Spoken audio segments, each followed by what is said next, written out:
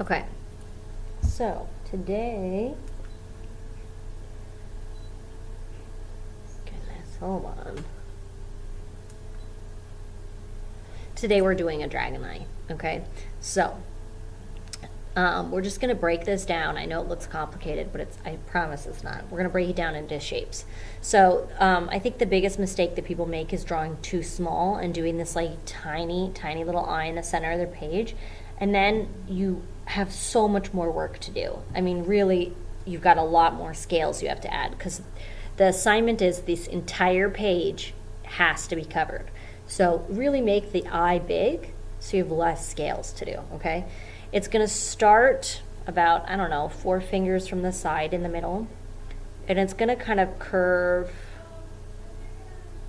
up.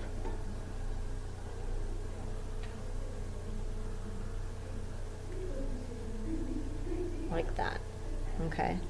So that's my basic shape of the eye, okay? Then once you have that, I'm gonna kind of do a second line, just mirroring almost the exact same thing, except for it kind of disappears. It's like the eyelid, okay? Then there's another one, a third line, okay? This one is gonna go all the way around. Okay, then on top of this one, we're gonna do kind of like an upside down L shape that's kind of curved like that. And then you just leave it and go down and start a new one. So this new one actually ends up closing it as a square, if that makes sense. So it's just up over, then go down, up over. But instead of a sharp corner, you're doing a rounded corner. And it's gonna follow this curved line. And if it goes off the page, that's okay. Just pretend like you're still drawing it and draw whatever you can see. And then maybe here you'll start seeing it again, if that makes sense. Okay, now it's gonna get closer and closer to the eye, so it's really short.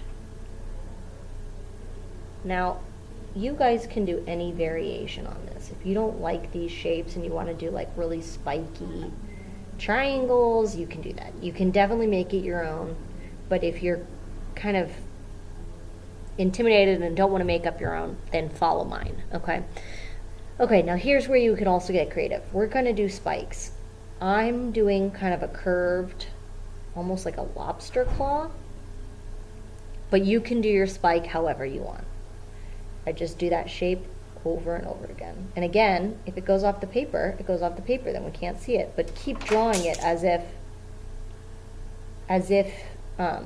we've taken a camera and we've zoomed in.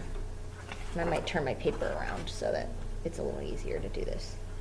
As if we've taken a camera and we've zoomed in on their eye. So we don't just like stop just because we've gotten to the end of the paper. We make it look like it continues off that page and that dragon keeps going. And then, you know, it forces people to use their imagination to see the whole dragon eye, okay? Now, on the bottom, I'm gonna do one more layer of those. And I can, again, do them any way I want. If I want to do a different kind of spike, it's going right off the page. We don't even necessarily know what's going on here. You just see kind of spiky curved triangles. Okay, maybe we'll do another layer up here. Okay, and maybe some like small little things right here on the bridge of the nose. Maybe some scales start going the other way. Okay, now for the inside, it's kind of like a diamond, but it curves.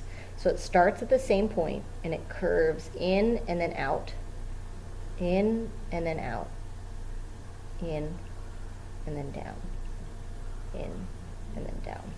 Okay,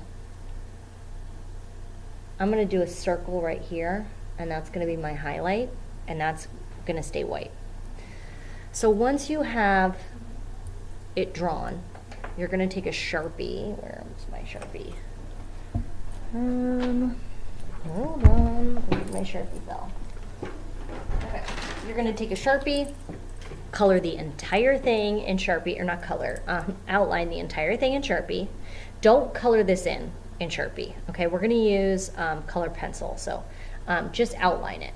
And then when we're done with that, we'll probably be the end of the class, and then next class we'll come back and start coloring it.